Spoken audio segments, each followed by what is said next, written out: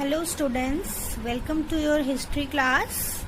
So students, in today's lecture we are going to study about language and region, and then we will sum up with the last topic of our chapter. So students, this is very important content in your book.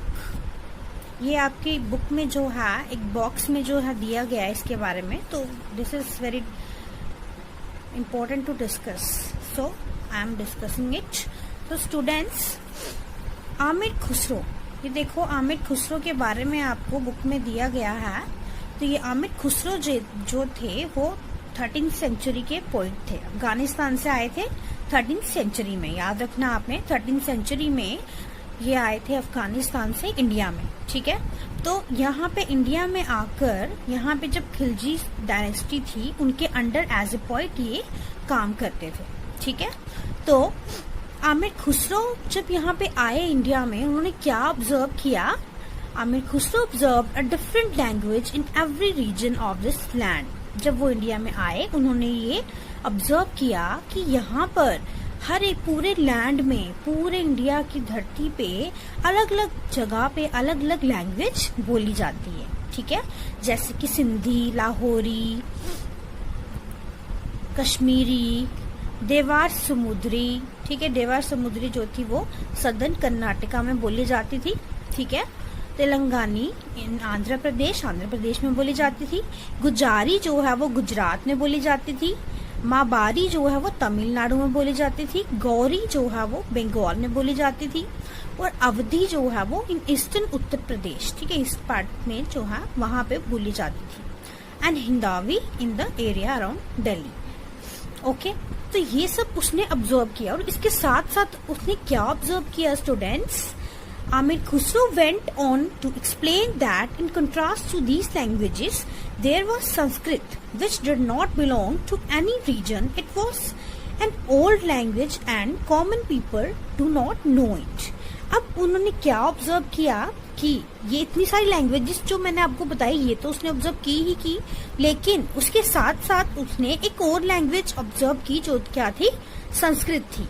तो Sanskrit language क्या थी? अब जैसे बाकी languages थी ना कि हर एक रीजन में अलग अलग लैंग्वेज बोली जाती थी, वैसे ही संस्कृत जो थी वो ऐसा नहीं था कि वो हर एक रीजन में बोली जाती थी. वो एक ऐसी लैंग्वेज थी वो जो एक कॉमन लोग जो है नहीं जानते थे बोलना, ठीक है. कॉमन लोगों को उस लैंग्वेज का नॉलेज नहीं था. They do not know it, only the Brahmins do, ठीक है. तो सिर्फ ब्राह्मण्स को ही उस लैंग्वेज का क्या था? नॉलेज था. जैसे कि मैंने आपको अपनी ये पिछली वीडियो में बताया था कि ब्राह्मण्स की डोमिनेंस बढ़ चुकी थी. क्यों बढ़ी थी? मेन आपको मैंने रीजन भी बताया था किस लिए बढ़ी थी, क्योंकि उनको संस्कृत लैंग्वेज आती थी, ठीक है. तो यहीं पे ये भी बता रहे हैं कि जो आमिर खुसरो ने भी यही जो है ऑब्जर्व किया कि बहुत सारी लैंग्वेजेस होने के बावजूद एक और लैंग्वेज थी संस्कृत जो बहुत ही ज्यादा वहां पर फेमस थी, लेकिन कॉमन लोग उसको नहीं जानते थे पढ़ना लिखना, ठीक है. वो जो है ब्राह्मण्स ही पढ़ते थे. जैसे कि मैंने आपको बताया था कि उपनिषदास और वेदास, उनमें जो है जो लैंग्वेज जिनमें वो लिखे गए थे वो कौन सी लैंग्वेज थी? संस्कृत लैंग्वेज थी, ठीक है. तो अब देखो, did you notice that names by which languages known have changed over time? अब आप ये नोटिस कर रहे हो कि जो लैंग्वेजेस तब बोली जाती थी आज भी वही लैंग्वेज बोली जाती हैं, लेकिन उनके नाम क्या हो गए हैं? चेंज हो गए हैं, ठीक है. तो जैसे कि अभी यहाँ की बात लें कर्नाटका की, तो देवार समुद्री, आज अभी आपने सुना नहीं होगा कि देवार समुद्री कोई लैंग्वेज है जो कर्नाटका में बोली जाती है. आजकल कर्नाटका में कन्नड़ बोली जाती है, तो उसका कन्नड़ जो है इसी का नाम है, लेकिन अब वो मॉडर्नाइजेशन से अब उसका नेम जो है चेंज हो गया, लेकिन भाषा जो वही होगी. तो वही उन्होंने पूछा है. तो ऐसा ही है. जैसे गुजारी है तो गुजरात में आजकल क्या बोलते हैं? गुजराती है, वो गुजारी ही, लेकिन उसका नेम चेंज कर दिया गुजराती, ठीक है. तो यहाँ पर एक और है जैसे कि हिंदावी. अब दिल्ली के आगे पीछे जो है हिंदी बोली जाती है, उसी का नाम हिंदावी जो है यहाँ पर लिखा गया है, ठीक है. तो इसके बाद आपको मैंने ये होमवर्क देना है कि आप ये बताएंगे मुझे, जैसे मैंने आपको बताया आप तेलंगानी जो है वो आंध्र प्रदेश में तब बोली जाती थी। अब मुझे बताना है कि आप जो आंध्र प्रदेश में लैंग्वेज बोली जाती है उसका नाम क्या है, ठीक है, आपने बताना मुझे। उसके बाद तमिलनाडु में अभी कौन सी लैंग्वेज बोली जाती है उनका नाम आपने मुझे बताना है, ठीक है। तो ये आपका होम असाइनमेंट होगा इस लेक्चर को पढ़ने के बाद, तो ये चीजें आपने मुझे बतानी है, ओके। सो इसके बाद हम अपना नेक्स्ट जो है लास्ट जो है वो लेक्चर को डिस्कस करना है हमने। तो लास्ट हमारा क्या है,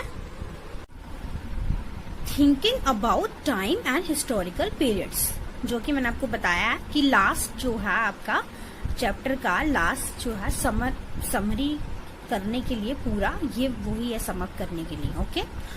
अब देखो, अब आपने हिस्ट्री में पूरा यहाँ पे क्या पढ़ा कि बहुत सारी चेंजेस हमारे हिस्ट्री में आई, उन हजारों सालों में कितना कुछ चेंज हो गया, ठीक है। कुछ लोग क्या सोचते थे, उनकी सोच में चेंज आया, उनके आइडियाज में चेंज आया, रूलर्स जो हैं अलग अलग आए, ठीक है।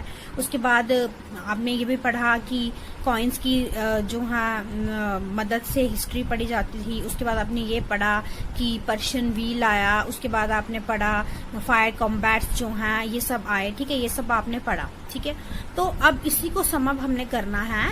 Time reflects changes in social and economic organization, मतलब कि टाइम टू टाइम के अकॉर्डिंग सब कुछ क्या हो रहा है हिस्ट्री में चेंज होता जा रहा है। हिस्ट्री क्या है, that tells us about the past, ठीक है। तो अब ये टाइम के अकॉर्डिंग सब कुछ चेंज होता जा रहा है, तो जो है सोशल और इकोनॉमिक ऑर्गेनाइजेशन भी चेंज हुई टाइम से अकॉर्डिंग। ट्रांसफॉर्मेशन ऑफ आइडियाज और बिलीफ ये भी चेंज हुए। तो अभी मैंने आपको लास्ट वीडियो में ही बताया था कि हमारी जो है आइडियाज और बिलीफ जो है कैसे चेंज हुए। पहले कैसे लोग सोचा करते थे, पैन रीजनल था, ठीक है। उसके बाद दोबारा से जो है री इमर्जेंस हो गया आपका, तो रीजनल एम्पायर्स में चेंज हो गए। उसके बाद मैंने आपको कल ये भी बताया था कि आइडिया ऑफ भक्ति जो आया, जो ट्रेडिशन जिसने चेंज कर दिया, बिलीव्स लोगों के चेंज कर दिए, ठीक है। तो ये सब जो है हमारी हिस्ट्री में हमें पढ़ने को मिला। डिपेंडिंग ऑन दिस टाइम, अब जैसे कि आपको बताया कि टाइम के अकॉर्डिंग सब कुछ चेंज हो रहा है, उसी टाइम को पे डिपेंड होने के साथ साथ हमने जो है हिस्ट्री को क्या कर दिया था, 3 पीरियड्स में डिवाइड कर दिया था, ठीक है। 3 पीरियड्स में डिवाइड कर दिया था। अब ये पीरियड्स क्या होते हैं, पीरियड जैसे आप मान लीजिए आपके स्कूल में पीरियड्स होते हैं, ठीक है। जब हिस्ट्री का पीरियड होगा तो हिस्ट्री ही चलेगी, हिस्ट्री के बारे में आप पढ़ोगे, चाहे वो कोई रूलर है, चाहे आप उसके सब्जेक्ट का काम करोगे, आपको टीचर जो है क्लास में क्वेश्चनिंग करेगी या आपका टेस्ट लेगी, तो उस टाइम पे क्या होगा, हिस्ट्री का ही पीरियड होगा। लेकिन जब आपका मैथ्स का पीरियड होगा तो मैथ्स के रिलेटेड उसी के कैरेक्टरिस्टिक्स आप पढ़ोगे मैथ्स के रिलेटेड। जैसे कि मैथ्स में क्या होता है, इंटीजर्स होते हैं आपके, उसके बाद आपका अलजेब्रा चैप्टर होते हैं, उसके बाद प्लस है, माइनस है, मल्टीप्लिकेशन है, ठीक है। तो ये सब आप मैथ्स में पढ़ोगे। तो कैरेक्टरिस्टिक्स क्या है, अलग अलग कैरेक्टरिस्टिक्स जो बिल्कुल सेम लगेंगे उनको हम अलग अलग टाइम पीरियड के अकॉर्डिंग चेंज कर दिया था, ठीक है। इस तरह से चेंज किया था कि जब एक पीरियड का हम नाम लें तो स्पेसिफिकली वो कैरेक्टरिस्टिक्स उसी पीरियड में हो, ठीक है, उसी टाइम पीरियड में हो, ठीक है। जैसे कि मैंने आपको एग्जाम्पल आपकी अपनी दी। तो अब ब्रिटिश हिस्टोरियंस जो थे, जब उन्होंने हिस्ट्री पढ़ी, जो हिस्ट्री के बारे में जाना पहचाना, तो उन्होंने ब्रिटिश हिस्टोरियंस ने डिवाइड किया हिस्ट्री को, इंडिया की हिस्ट्री को 3 पार्ट्स में, ठीक है। तो 3 पार्ट्स में कैसे डिवाइड किया उन्होंने, एक तो था पहले हिंदू, फिर उसके बाद मुस्लिम, फिर उसके बाद ब्रिटिश। तो उनका ये सोचने का मतलब था कि जो सबसे पहले वाली हिस्ट्री होगी, पुरानी हिस्ट्री, वहां पर ज्यादातर कौन से रूलर्स थे, हिंदू लोगों का राज था, हिंदू राजा थे, उनका राज था, उनका शासन काल था। तो इसलिए उन्होंने पुराने सबसे पहले वाले एंशिएंट टाइम को उन्होंने हिंदू हिस्ट्री का नाम दे दिया। उसके बाद आपने जब अब मिडिवल हिस्ट्री की बात मैंने की है आपसे, तो मैंने आपको बोला कि हम मिडिवल हिस्ट्री के बारे में 7th में पढ़ेंगे। तो यहाँ पे मैंने कितने नाम लिए, चोलास, तुगलक्स, मुगल्स, तो ये सब क्या है, मुस्लिम रूलर्स थे, ठीक है। तो इसलिए उन्होंने इस टाइम पीरियड को मुस्लिम पीरियड बोल दिया। उसके बाद उन्होंने, जब ब्रिटिश लोग आए थे, ठीक है, अंग्रेजों ने हमारे इंडिया पे हमला किया, उन्होंने भी हमारे इंडिया पे राज किया, तो उस टाइम की हिस्ट्री को हमने कौन सी हिस्ट्री बोल दिया, ब्रिटिश हिस्ट्री बोल दिया, ठीक है। लेकिन such divisions ignored the rich diversity of the subcontinent. कैसे? अब देखो ये डिविजन्स, रीजन बोलना मैंने, डिविजन्स, ठीक है, such divisions ignore the rich diversity of the subcontinent. तो ये सब जो क्या कर रहे थे, अब अगर हमने रूलर्स की कास्ट को लेकर या रूलर्स के रिलीजन को लेकर ही हिस्ट्री को टाइम पीरियड्स में डिवाइड कर दिया, तो हमारे इंडिया में जो कल्चर था, जो इतनी सारी डाइवर्सिटी थी, ज्योग्राफिकल डाइवर्सिटी थी, इतना अच्छा नेचर था, इतने सारी जगहें थी, नेचुरल ब्यूटी थी, कल्चर था, लोगों का रहने सहने का तरीका था, वो हिस्ट्री में तो इंक्लूड ही नहीं किया। ठीक है ना, हमने सिर्फ रूलर्स के जाति पे अकॉर्डिंग ही उसको डिवाइड कर दिया ब्रिटिशर्स ने। तो ये सब जो है कुछ हिस्टोरियंस नहीं मानते थे। ठीक है, only a few historians follow this periodisation. अब ये पीरियडाइजेशन सिर्फ कुछ हिस्टोरियंस को पसंद थी, जो जिन्होंने उसको माना, लेकिन बाकियों ने उसको नहीं माना। ठीक है, तो हिस्ट्री इज नॉट ओनली, अब उन्होंने क्या कहा, अब ब्रिटिशर हिस्ट्री, जो ब्रिटिश हिस्टोरियंस है, उन्होंने तो टाइम पीरियड के अकॉर्डिंग ये सब चेंज कर दिया कि हिंदू, मुस्लिम और ब्रिटिश इस तरह की हिस्ट्री होगी। लेकिन जो हिस्ट्री, जो दूसरे हिस्टोरियंस थे, उन्होंने क्या बोला कि history is not only about the ruler and religion. ठीक है, अब हिस्ट्री जो है सिर्फ रूलर, जो राजा है वहां का, उससे ही हिस्ट्री नहीं बनती है। जो लोग वहां पे रहते थे, जो कल्चर वो फॉलो करते थे, जो फेस्टिवल वो मनाते थे, जो डाइवर्सिटी थी यहाँ पर हमारी वाइल्ड लाइफ डाइवर्सिटी, हमारी नेचुरल ब्यूटी, ये सब भी हमारे हिस्ट्री में इंक्लूड होता है। तो ऐसा नहीं है कि हम सिर्फ रूलर के रिलीजन के तौर पे ही हम हिस्ट्री को डिवाइड कर देंगे। ठीक है, तो यहाँ पर जो है कुछ हिस्ट्रियंस ने इनको चेंज कर दिया। उन्होंने कहा कि बहुत सारी चेंजेस होती हैं, और भी हंटर गैदरर्स होते हैं, उनमें भी तो चेंज आता है। ठीक है, अर्ली फार्मर्स कैसे थे, आज फार्मिंग कैसे होती है, आज से 100 साल पहले कैसे होती थी, उससे 100 साल पहले कैसे होती थी, वो भी तो हिस्ट्री का पार्ट है। ठीक है, तो people living in towns and villages, जो टाउन्स में रहते थे, विलेजेस में रहते थे, तो ये सब भी तो हिस्ट्री इंक्लूड होता है। तो उन्होंने इस पार्ट को बिल्कुल डिनाई कर दिया कि वो हिंदू, मुस्लिम, ब्रिटिश, इस तरह की हिस्ट्री को डिवाइड करना, ये पीरियडाइजेशन जो है उनको पसंद नहीं है। तो therefore this is all include in medieval history.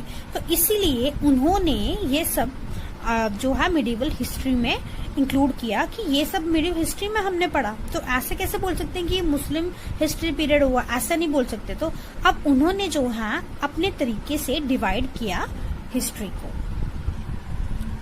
अब medieval history explains the changes which occurred between 11th to 18th century. अब मिडिवल हिस्ट्री को 11th to 18th सेंचुरी का नाम दिया गया, मतलब कि अब जो पीरियडाइजेशन किसने किया था, ब्रिटिश हिस्टोरियंस ने किया था, वो पीरियडाइजेशन जो है नहीं माना गया।